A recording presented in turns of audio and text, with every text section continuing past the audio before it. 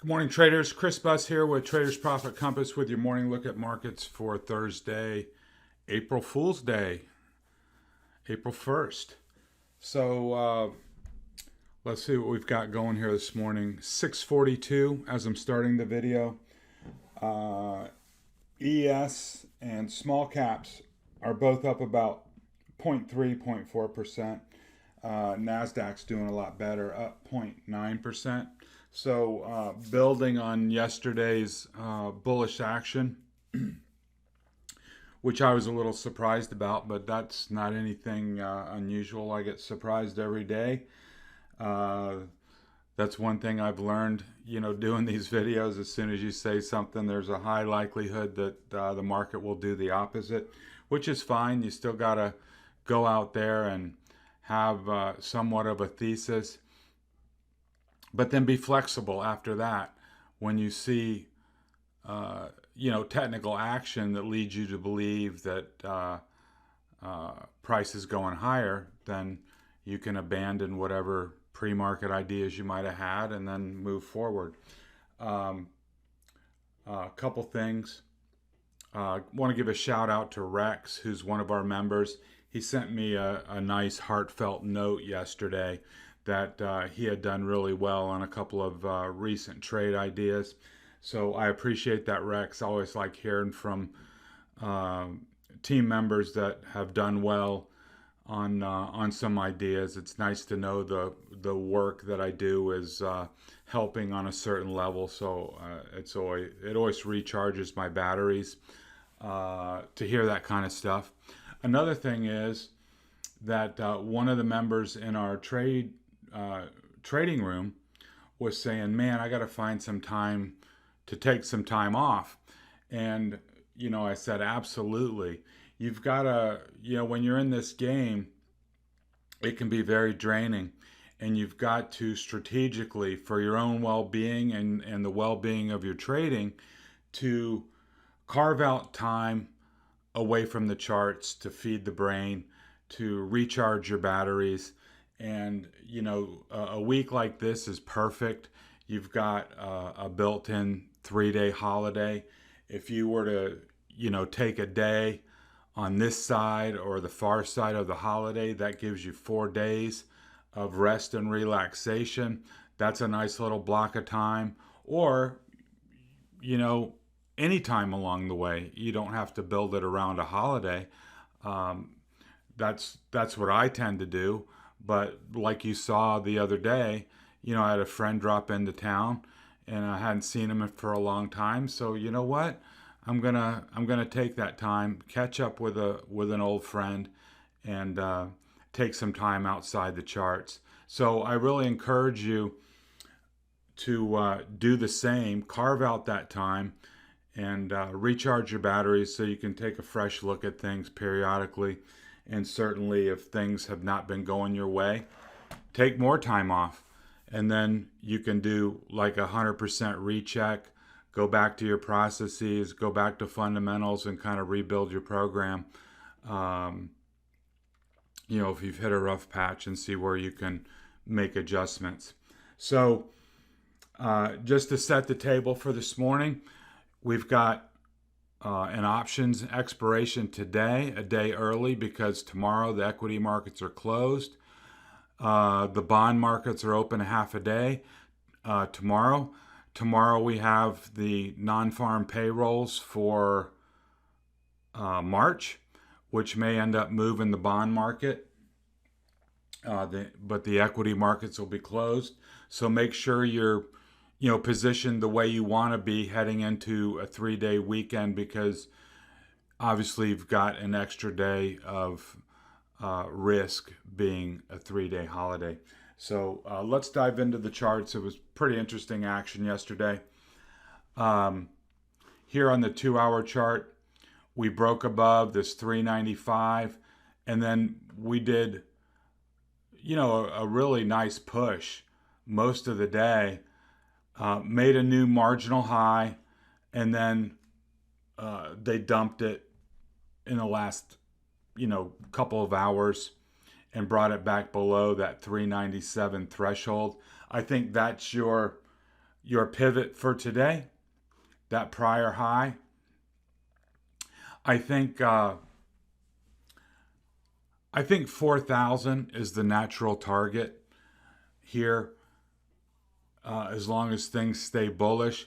But I think that will be not an insurmountable wall, because everything, 3,000 was an insurmountable wall and 2,000 was an insurmountable wall. And of course, those all eventually gave way to higher highs. But what I'll say is that it's a psychological barrier. And so we may consolidate here for a good amount of time before there's a catalyst or the psychological will to push above 4,000. And that would be, for me, a significant technical event where you can do like 100% reset, right? And then 4,000 becomes your floor. That anything above 4,000 keeps everything super bullish. And as long as that holds, then, you can be pretty much assured that things are heading in the right direction. And then, of course, as we always say, any false breakout, a move above 4,000, and then, a drop back below, that would be bearish. So we can look, those are some little lines in the sand that we can look for in the weeks ahead. Here's the 30-minute chart. You can see that we came up. We had talked about 394 as kind of being the low side of this range, that anything above and bulls were okay. Anything below would lead to more downside. It went the other way. They came back up to the top of the range, actually made that marginal new high, and then came back below. And now pre-market, we're back above this level. So again, every time in the pre-market, mark your pre-market high, mark your pre-market low, and depending on where price is when we open, you'll have a gap either above or below. And those are technical events that often play out, that price will want to fill that gap before making progress. Doesn't happen all the time, but very often it is the case. QQQ 2 hour. Tech was very, very strong yesterday. Up, it was up over 2% at one point. And of course, they dumped it at the end of the day. But price broke out of this triangle that we had identified, took out this 50 EMA on the daily, 200 EMA on the 2 hour, the gold EMA here that we've been, tracking here, and pushed above 319 and found resistance right at 320.50, and then backed off into the close. And you can see it really well on this 30-minute chart here. Here was the gap open. I don't have that marked, but it's right at 316. And that, let me see what it is. 315.81 is the top of the gap. I will mark that on, and you'll see that on future charts. 320.50 was where it found resistance, and that should have come as no surprise to you, because we had that level identified right here with all these rejections off this trend line. So with the futures being up about 1%, a quick look beforehand showed price above this 320.50. So in the morning here on the open, let's see if price either pulls back to fill the gap, which would be a great objective buy down here at 319 if that gap were to fill, right? Come down here, fill that gap, and then reverse. Or if it just can hold here above 320.50. And if that scenario occurs, then 324, I think, is the, you could pull that back a little. What do I got it here? 323.50. You might want to tighten that up a little bit. But 324 was a level that goes back prior to this chart where resistance was. And, whether it's 323.50 or 324, that's your next major level. Let's go back here to the 2 hour. Yeah, here we go, right here. 324 on the 2 hour. You can see resistance, resistance, resistance, resistance. That will be resistance again at 324. And then that will be the key, the triple key level for going higher. Because if we take that out, then we can come up and challenge this gap up to 331. And then after that, it's all she wrote, back up to new highs. But whenever you've got these overhead layers of resistance, you've got to, grind through each one and make progress. And at any point along the way, you could get that rejection and come back down. But it seems like, at least lately, there's been some money flow into tech. Here's the 30-minute chart. Let's go on to IWM. Yesterday, during the day, I flagged that IWM was emerging from resistance at 221. We got a push, and then we got a junk close. No other way to put it. They sold it off into the close, and now this resistance zone at 221 becomes a support zone. Got to stay above that. If we do, we can see price come up towards this open gap here, up towards 223 and a half, 224, and try to fill that gap there. You can see here was the dump into the close. So in order to keep this breakout alive, we got to hold 221 and make some progress, but still looks productive thus far. So at this point, if you're still with me and you find value in the commentary, I work really hard to give you good solid levels to trade around.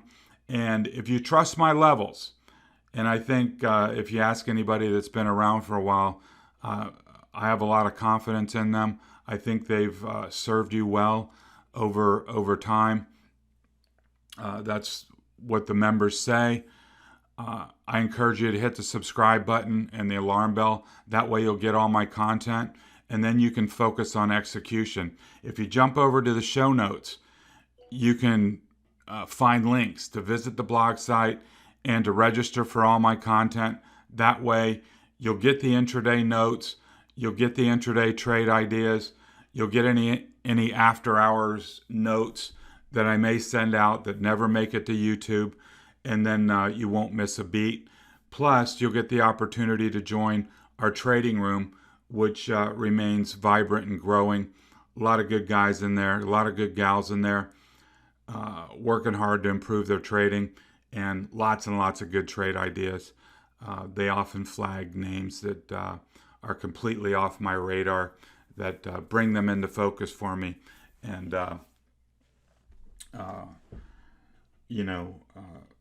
give me an opportunity to trade them if I see them. Also, lots of extra resources in there that you can look at after hours. If you're not able to participate during the day, go in there at night, flip through the resources, flip through the chats, and you can glean a lot of information very, very quickly just by doing that. So I certainly invite you to take advantage of that. And longtime members, please hit the the like button. YouTube likes to see that. It helps me in my ranking and all that kind of good stuff. So please support the channel and pass the link along to somebody in your trading circle so they can have the opportunity to follow along. Let's jump into the FATMAAN names. Facebook, nice day, up 2.27%, emerging here from 295 in that area. I think the door is open now to the low 300s, 302.50, 305 is certainly a possibility. And so you had the run up, the back test, and now the reacceleration. If I were to do a measured move extension of this, just eyeballing it, I would say 315, something like that, is within the realm of possibility. But as always, there's some resistance in the way, and it'll have to get through that in order to, see that measured move target fulfilled. Apple, we had pointed out this bearish formation. We got a gap higher. We had a run to 123, and I flagged you intraday as price was emerging into the gap, and then that potential breakout was foiled at the end of the day, where it took a look inside and then pulled back. Failed breakouts happen. All you got to do is respect your stop and get out. So now we do a reset around 123. If price can come up to 123 again and can move above, it's still an objective long, and I still see 125 as the first target. And that's how it goes sometimes. Here was a failed breakout as well. Came up, got rejected, and then dropped back down. So 123 is your pivot.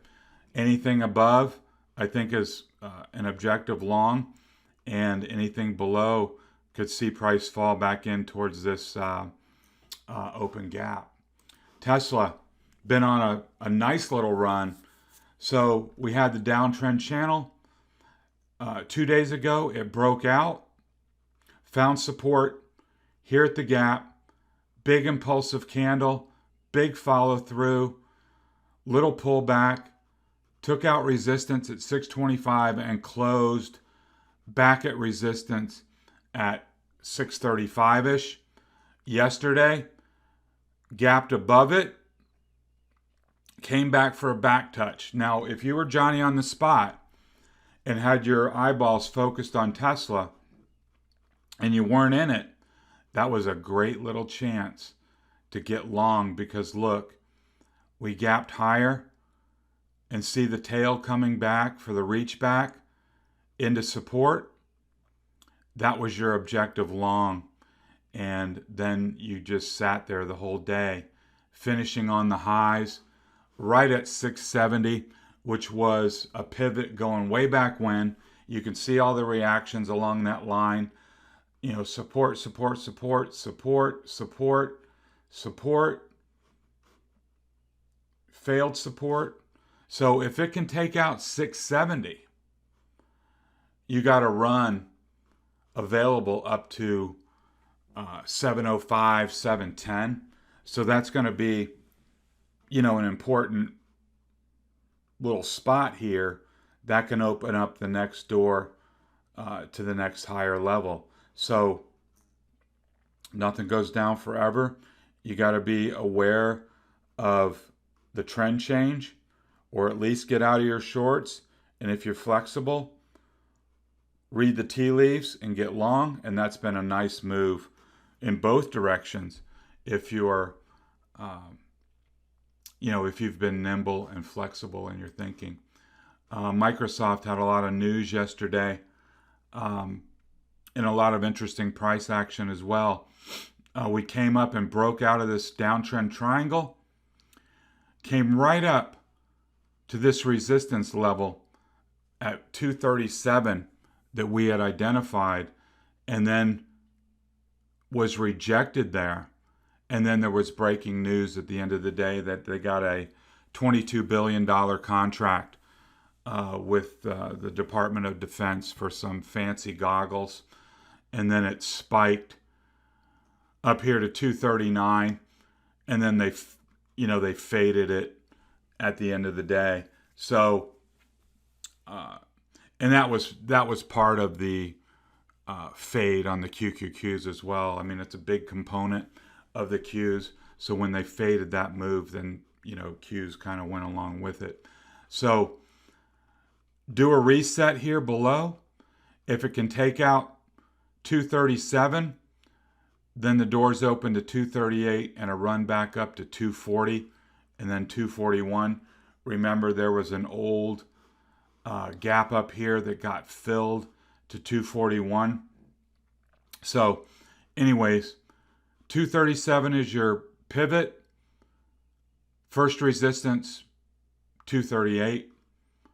And then you've got resistance up here at 241. Amazon. The Free 50 Club delivered yesterday. Came up here, punched up to 3120 and then pulled back to 3100. These pivot points keep coming into play each and every day. Yesterday our pivot was 3050. Now it's moved up 50 bucks to 3100. Above 3100, your target's 3150. If it falls below, then it's 3050. So the $50 increments continue to work, and if money's going to flow back into tech, I would assume some of it will find Amazon. So yesterday, we've got, just looking back at the price action, it's stair-stepping up, and if we can get a move off of 3100 and then close the week at 3150, that would be a nice week for Amazon, moving off of from 3,000 to 3150 to close it. So that would be a nice result. But first things first, watch how it opens, watch how it handles 3100. Google open down here. Your technical buy was at 2050, and we discussed it yesterday.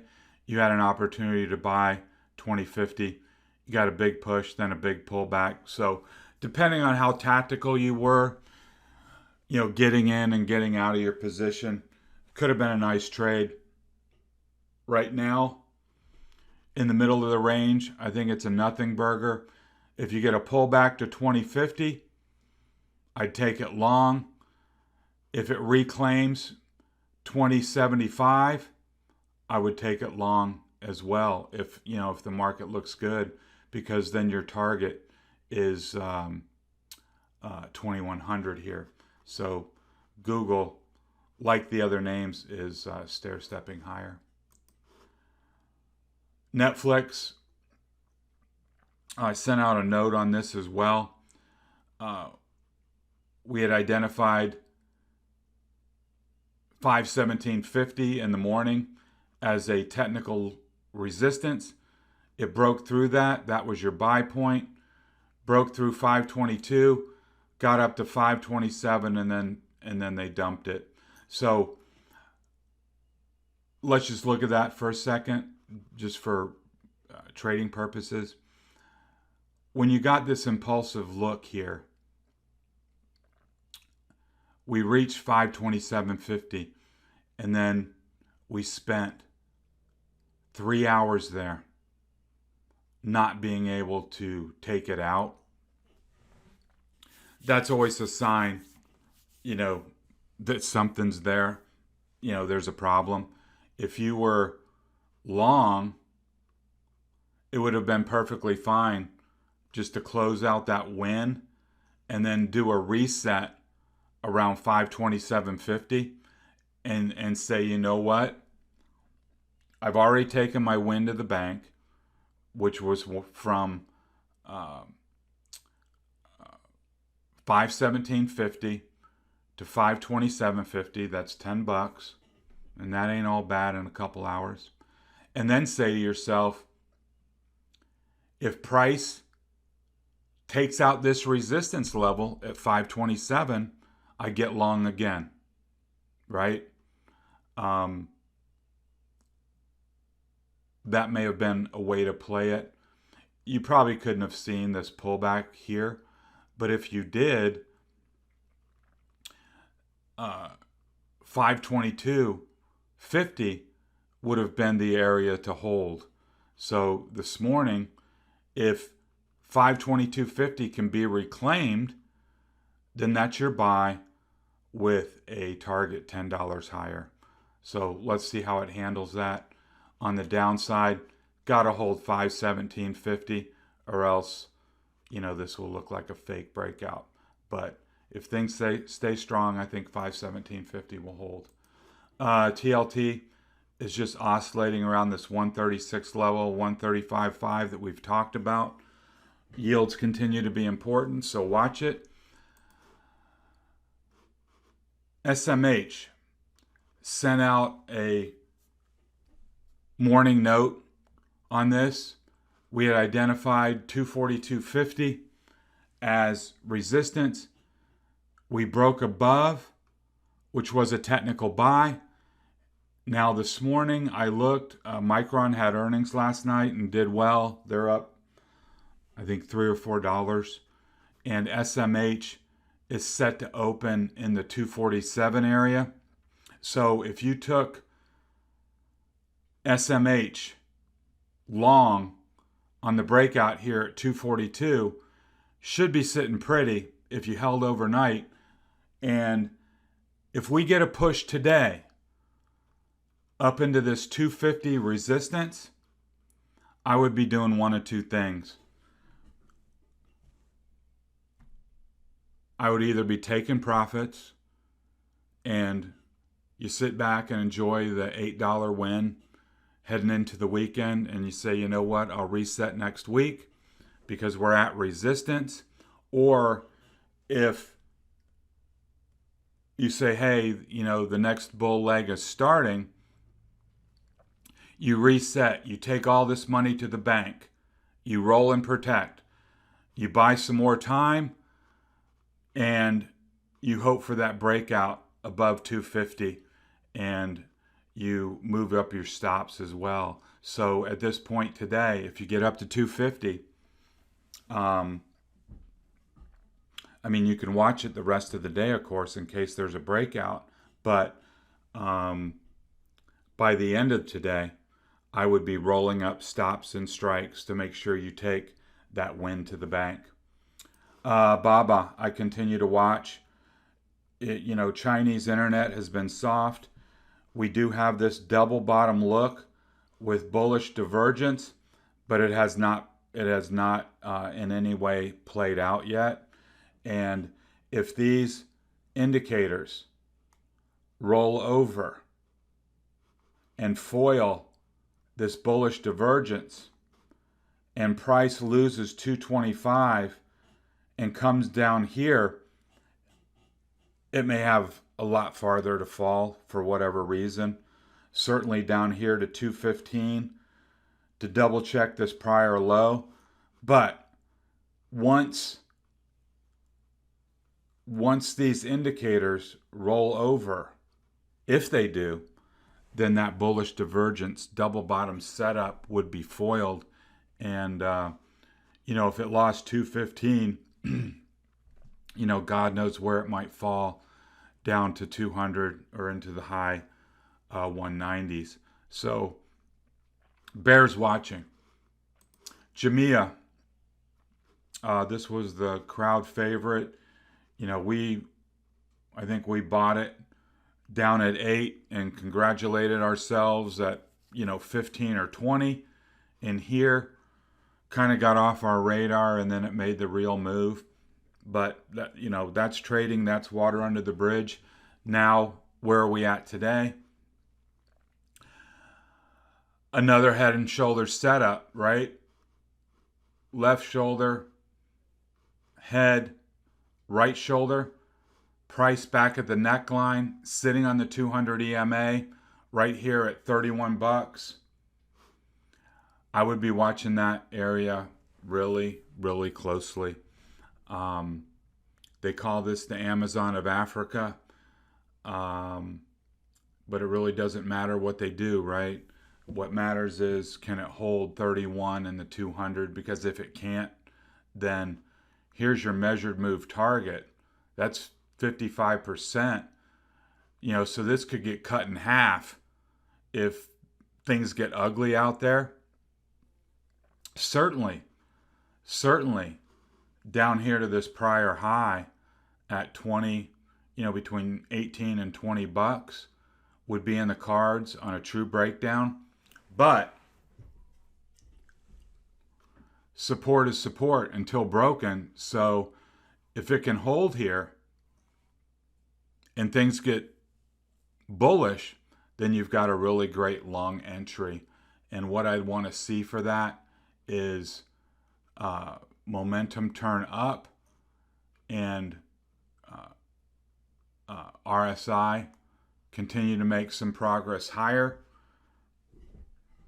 Then you'd have a nice long entry against 31.